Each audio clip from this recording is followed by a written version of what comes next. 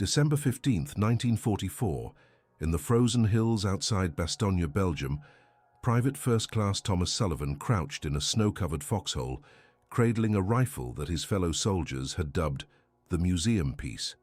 The ancient Springfield Model 1873 lever-action rifle, with its worn wooden stock and scratched metal finish, looked hopelessly outdated among the modern M1 Garands that equipped the rest of his unit. What his comrades didn't realize was that this weathered weapon would soon prove that sometimes the old ways were still the best ways. Before we dive into this story, make sure to subscribe to the channel and tell me in the comments where you're watching from. It really helps support the channel. Over the next 24 hours, this 22-year-old farm boy from Montana would demonstrate that precision, patience, and an intimate knowledge of one's weapon could overcome any technological disadvantage, turning mockery into respect and proving that in the hands of a true marksman, even a 70-year-old rifle could change the course of a conflict. Thomas had grown up on his grandfather's cattle ranch in the rolling hills of central Montana, where the nearest neighbor lived 12 miles away, and the closest town was a dusty collection of buildings 40 miles down a dirt road. From the age of 8, he had accompanied his grandfather, Samuel Sullivan, on hunting expeditions across the vast wilderness that surrounded their property. Samuel was a veteran of the Indian Wars, having served with the 7th Cavalry in the 1880s, and his prized possession was the Springfield rifle he had carried during those campaigns. The rifle itself was a marvel of 19th-century American engineering. The Springfield Model 1873 was a single-shot, breech-loading rifle that fired a massive .45-70 cartridge. The cartridge measured 45/100ths of an inch in diameter and was loaded with 70 grains of black powder, giving it tremendous stopping power and remarkable accuracy at long distances. While most soldiers of that era struggled to hit targets beyond 300 yards, a skilled marksman with a Springfield could consistently place shots at distances exceeding 600 yards.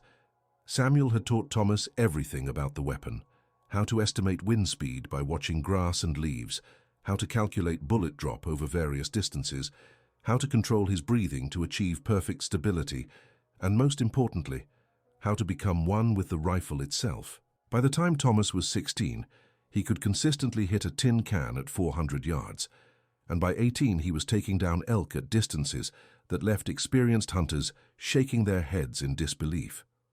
When Thomas received his draft notice in 1943, Samuel made an unusual request. Instead of leaving the Springfield at the ranch, he wanted Thomas to take it with him, along with his standard-issue equipment. Samuel had heard stories from the First World Conflict about how personal weapons sometimes proved more effective than military-issued ones, and he believed that Thomas's familiarity with the Springfield might serve him well in combat. The request required special paperwork and approval from Thomas's commanding officers, but eventually, permission was granted for him to carry the vintage rifle as a secondary weapon. Most soldiers in Thomas's unit, the 101st Airborne Division, carried the M1 Garand, a semi-automatic rifle that could fire 8 rounds in quick succession before requiring a reload. The Garand was widely considered one of the finest military rifles ever produced, with effective range of approximately 400 yards and the ability to lay down sustained fire during combat operations. Thomas arrived at Camp Toccoa in Georgia for paratrooper training, carrying both his issued M1 Garand and his grandfather's Springfield, earning him immediate attention from drill sergeants and fellow recruits alike.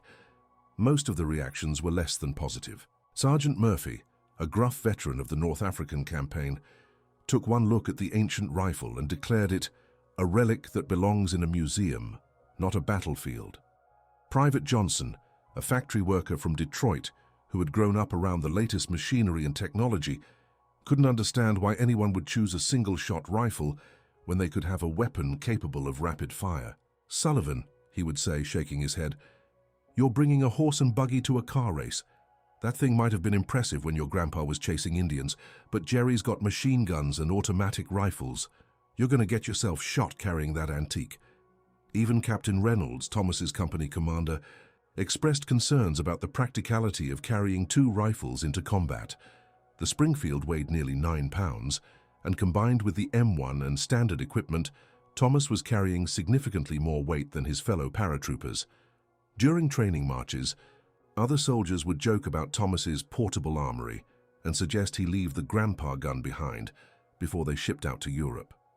Despite the constant ribbing, Thomas continued training with both weapons. During marksmanship exercises, he would demonstrate the Springfield's capabilities, consistently outscoring other soldiers at longer distances. However, these demonstrations were conducted under ideal range conditions, and his critics argued that battlefield conditions would render such precision impossible. The 101st Airborne deployed to England in September 1944, spending several weeks in final preparation for what would become known as Operation Market Garden. The ambitious plan called for airborne forces to capture key bridges in the Netherlands, creating a corridor for Allied armoured divisions to advance into Germany. Thomas's unit was assigned to capture and hold the town of Eindhoven, a critical objective along the planned route. The operation began on September 17th, when thousands of paratroopers jumped into enemy-occupied territory. Thomas landed successfully with his unit, both rifles intact, and participated in the successful capture of Eindhoven. However, the broader operation faced significant difficulties, as German resistance proved much stronger than intelligence reports had indicated. After several weeks of combat in the Netherlands, the 101st was withdrawn to France for rest and refitting. It was during this period that German forces launched their surprise offensive through the Ardennes forest, an operation that would become known as the Battle of the Bulge. The attack caught Allied forces completely off guard, creating a dangerous bulge in the American defensive line and threatening to split Allied forces in two. The 101st received emergency orders to move to Bastogne, Belgium, a critical road junction that the German forces needed to capture to maintain their advance. The paratroopers were loaded onto trucks with minimal equipment and rushed to the besieged town, arriving just as German forces were beginning to surround the area. Thomas's company was assigned to defend a section of the perimeter, northeast of Bastogne, where intelligence reports indicated German forces were massing for a major assault. The defensive positions were hastily constructed foxholes and trenches, offering minimal protection against the bitter winter weather that had settled over the region. Temperatures had dropped to nearly 20 degrees below freezing, and heavy snow made visibility difficult beyond a few hundred yards. On the morning of December 15th, Thomas found himself sharing a foxhole with Private Johnson, the same soldier who had consistently mocked his Springfield rifle. The two men had developed a grudging respect for each other during their time in the Netherlands, despite their ongoing disagreement about weapons choice. Johnson had proven himself to be reliable under fire, while Thomas had demonstrated that his marksmanship skills translated well to combat conditions. "Sullivan," Johnson said, blowing on his hands to warm them, "I still think you're crazy for carrying that museum piece, but I gotta admit, you've gotten us out of a few tight spots with those long-range shots. Just promise me that if we get overrun, you'll switch to the Garand for close-quarters work." Thomas nodded, checking both of his weapons for the 100th time that morning. The Springfield's action was clean and well-oiled, despite the harsh conditions, while his M1 was loaded with a fresh clip of 8 rounds. He had learned to appreciate both weapons for their specific strengths, the Garand for rapid close-range fire, and the Springfield for precision work at distances beyond the effective range of most other rifles. Around 10 o'clock in the morning, forward observers began reporting movement in the tree line approximately 800 yards from the American positions. Through his field glasses, Thomas could see German soldiers moving between the trees, apparently conducting reconnaissance in preparation for an attack. The soldiers appeared to be wearing winter camouflage and were equipped with the latest German small arms, including STG-44 assault rifles and MG-42 machine guns. Captain Reynolds moved between the defensive positions, updating his soldiers on the tactical situation. Intelligence indicated that at least 2 companies of German infantry, supported by armor, were preparing to assault their section of the perimeter. The attack was expected to begin within the hour, and ammunition was limited due to the hasty deployment to Bastogne. "Listen up," Reynolds told Thomas's squad. "Conserve your ammunition and make every shot count. We've got limited resupply and command doesn't know when we'll get more. Pick your targets carefully and don't waste rounds on shots you can't make." Thomas understood the implications immediately. While his M1 Garand was effective at medium range, the Springfield's superior long-range accuracy might prove crucial in a situation where ammunition conservation was critical. A single, well-placed shot at 400 yards was worth more than 8 rounds fired at maximum range with marginal accuracy. At 11:30, the German assault began with a brief artillery barrage that sent American soldiers diving for cover in their foxholes. The shelling lasted approximately 10 minutes before lifting, indicating that the infantry attack was about to commence. Thomas peered over the rim of his foxhole and saw German soldiers emerging from the tree line, advancing in organized waves across the snow-covered field that separated their positions. The advancing German forces represented elite units that had been pulled from other sectors, specifically for the Ardennes offensive. These were not the hastily trained recruits that Allied forces had encountered in some previous engagements, but experienced soldiers equipped with the latest weapons and tactics. Their winter uniforms were white camouflage that made them difficult to spot against the snow, and they moved with the disciplined precision of veteran troops. Thomas quickly assessed the tactical situation. The main German force was advancing directly toward the center of the American position, approximately 400 yards away. However, he noticed a smaller group of German soldiers moving along the left flank, apparently attempting to establish a machine gun position on a small hill that would give them an excellent field of fire across the American defenses. The flanking force consisted of approximately 10 soldiers, led by what appeared to be a sergeant, based on his equipment and position within the group. They were moving carefully, using available cover to mask their approach, but Thomas could track their progress through his rifle scope. The distance was approximately 450 yards, well within the effective range of his Springfield, but beyond the accurate range of most other weapons in his unit. "Johnson," Thomas whispered, "there's a Jerry machine gun crew setting up on that hill to our left. I can take them with the Springfield, but I need you to watch the main assault and cover me if they get close." Johnson followed Thomas's pointing finger and spotted the German flanking force. "Jesus, Sullivan, that's got to be 400 yards or more. Are you sure you can make those shots with that antique?" Thomas was already settling into his shooting position, the Springfield's worn stock pressed firmly against his shoulder. Years of practice had taught him to find the perfect balance between stability and flexibility, allowing him to track moving targets while maintaining the rigid control necessary for precision shooting. The rifle felt like an extension of his body, familiar and comfortable despite the chaotic battlefield conditions surrounding them. The first target was the German sergeant, who had stopped behind a fallen tree trunk to observe the American positions through field glasses. Thomas estimated the range at 420 yards, with a slight crosswind from the left that would push his bullet approximately 6 inches off target, if not properly compensated. He adjusted his aim accordingly, taking into account both wind drift and the bullet drop that would occur over such a distance.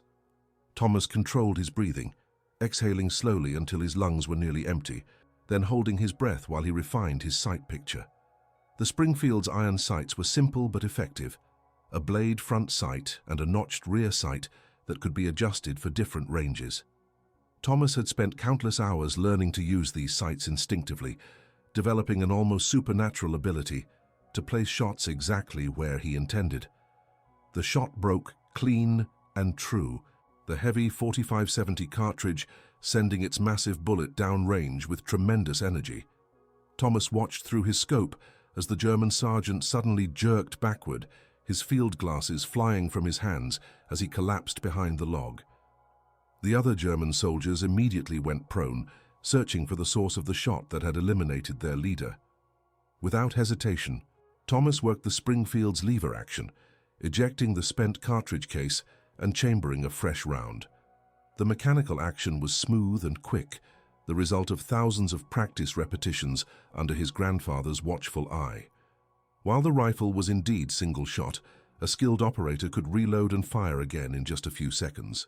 The second target was a German soldier, carrying what appeared to be the tripod for an MG-42 machine gun. He was approximately 30 yards from where the sergeant had fallen, crouched behind a small, snow-covered boulder. The range was slightly shorter, about 400 yards, but the target was partially concealed, requiring Thomas to wait for the perfect moment when the soldiers' vital areas were exposed. The German machine gunner made the mistake of rising to move to a different position, exposing his torso for just a few seconds. Thomas fired immediately, and once again the Springfield's heavy bullet found its mark. The soldier spun and fell, the machine gun tripod flying from his grasp and landing in the snow several feet away. The remaining German soldiers in the flanking force were now fully aware that they were under accurate long-range fire, but they couldn't determine exactly where the shots were coming from. American positions were scattered across several hundred yards of front, and the sound of Thomas's rifle fire was being masked by the ongoing firefight between the main German assault force and the defending paratroopers. Thomas continued his methodical elimination of the German flanking force, selecting targets based on their tactical importance and the clarity of his shots. His third target was the soldier carrying the MG-42's barrel assembly, followed by the ammunition bearer, and then the soldier who appeared to be the squad's radio operator. Each shot was carefully planned and precisely executed, taking into account range, wind conditions, and target movement. The Springfield's massive cartridge delivered devastating energy at long range.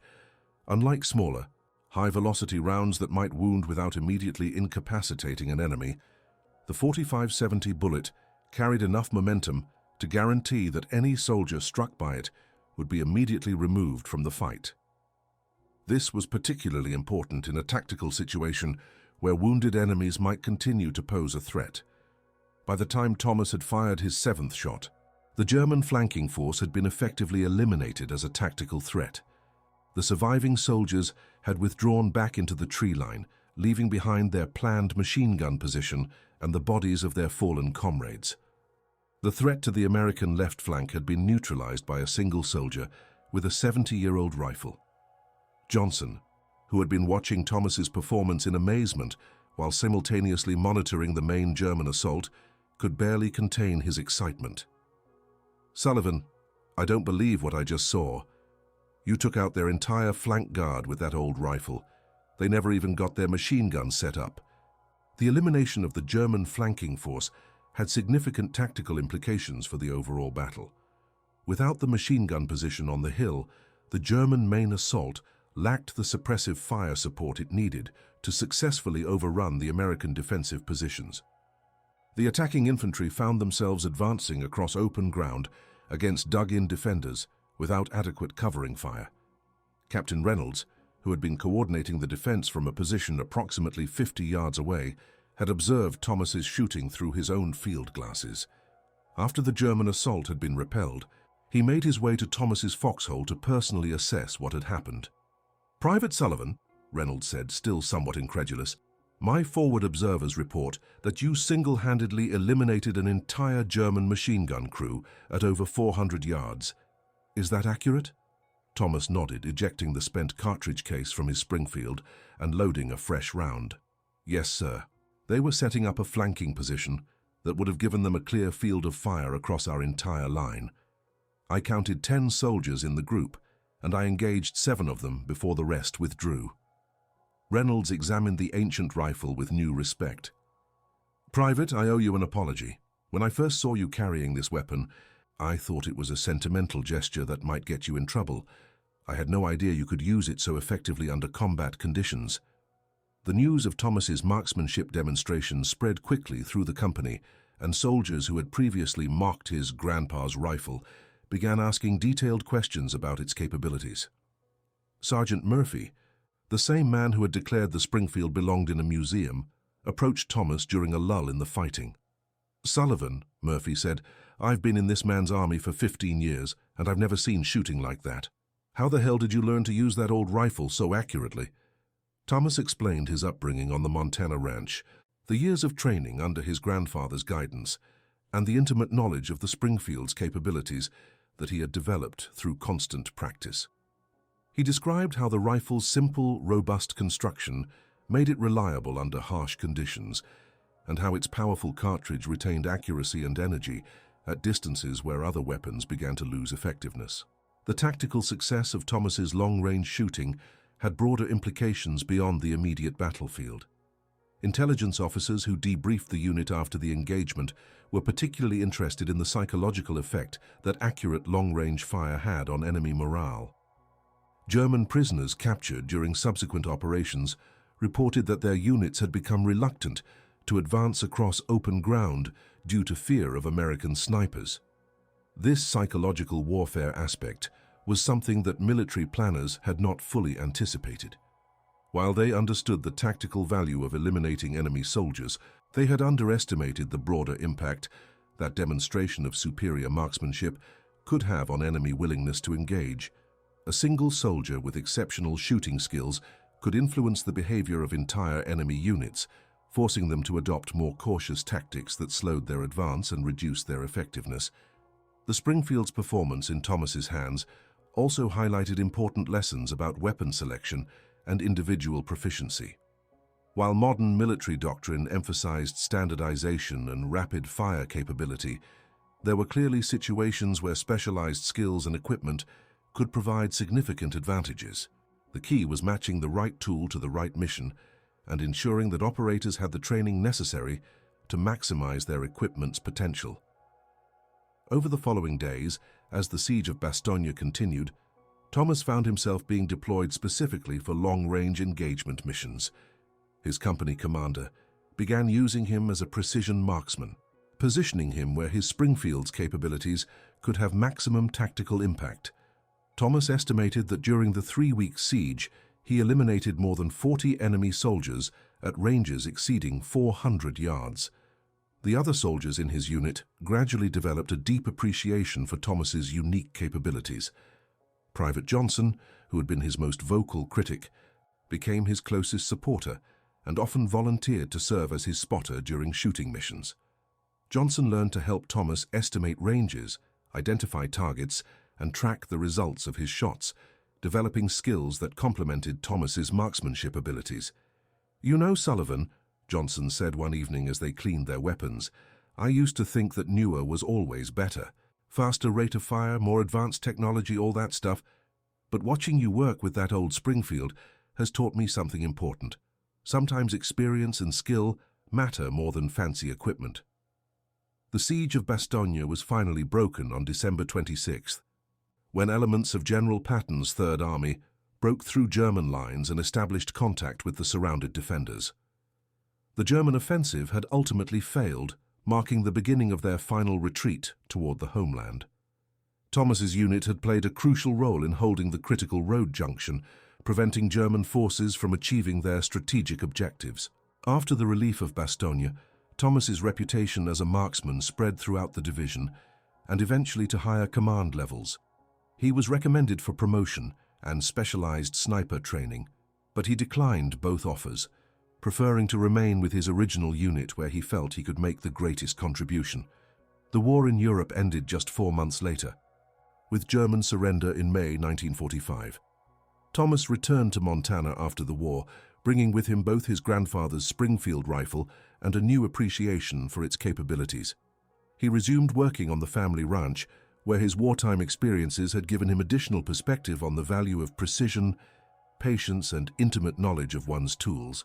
The mockery he had endured from fellow soldiers seemed like ancient history, replaced by the respect he had earned through demonstrated competence under pressure. Samuel Sullivan passed away in 1948, but not before hearing detailed accounts of how his old Springfield had served his grandson during the conflict. The rifle remained in the family, eventually being passed down to Thomas's own son, along with the same lessons about patience, precision, and respect for proven methods that had served multiple generations. The Springfield Model 1873 continued to see limited military use well into the 20th century, particularly in specialized roles where its accuracy and power provided specific advantages. Some military units retained the rifles for sniper applications, recognizing that in certain situations, the older weapon's capabilities could not be matched by more modern alternatives. Thomas's wartime experience became part of military folklore, cited in training manuals and tactical studies as an example of how individual skill and appropriate equipment selection could have disproportionate battlefield impact. His story illustrated that technological advancement did not always represent improvement, and that older proven technologies sometimes retained advantages that newer designs had inadvertently sacrificed. The psychological aspects of Thomas's success were also studied extensively by military analysts. The effect of accurate long-range fire on enemy morale and tactics became an important consideration in later conflicts, leading to renewed emphasis on precision marksmanship training and specialized sniper programs. The lessons learned from Thomas's experience influenced military doctrine for decades to come. In the broader context of World War II, Thomas's story represented the importance of individual initiative and specialized skills within large military organizations. While modern warfare increasingly emphasized mass production, standardization, and technological superiority, there remained critical roles for soldiers with unique capabilities and specialized equipment. The most effective military units were those that could successfully integrate both approaches. The mockery that Thomas had endured from fellow soldiers highlighted a common tendency to dismiss older technologies without fully understanding their capabilities. This bias toward newer solutions often overlooked the accumulated knowledge and refined techniques that had been developed around existing systems. Thomas's success demonstrated that familiar tools, properly applied, could often outperform unfamiliar alternatives. Years later, when military historians studied the siege of Bastogne, Thomas's contribution was recognized as a perfect example of force multiplication through individual excellence. A single soldier with exceptional skills had influenced tactical outcomes far beyond what his position in the military hierarchy might suggest. This principle became an important consideration in military planning and training programs. The Springfield rifle that had served Thomas so well during the conflict remained a treasured family heirloom, displayed prominently in the Sullivan Ranch House, along with Thomas's military decorations and commendations. Visitors to the ranch were often surprised to learn the history of the seemingly unremarkable weapon, not understanding how such an old rifle could have been so effective in modern warfare. Thomas lived a long and productive life, passing away in 1998 at the age of 76. His obituary in the local newspaper mentioned his wartime service, but few readers understood the significance of his achievements or the lessons his experience had provided about the relationship between skill, equipment, and military effectiveness. And that concludes our story. If you made it this far, please share your thoughts in the comments. What part of this historical account surprised you most? Don't forget to subscribe for more untold stories from World War II, and check out the video on screen for another incredible tale from history. Until next time.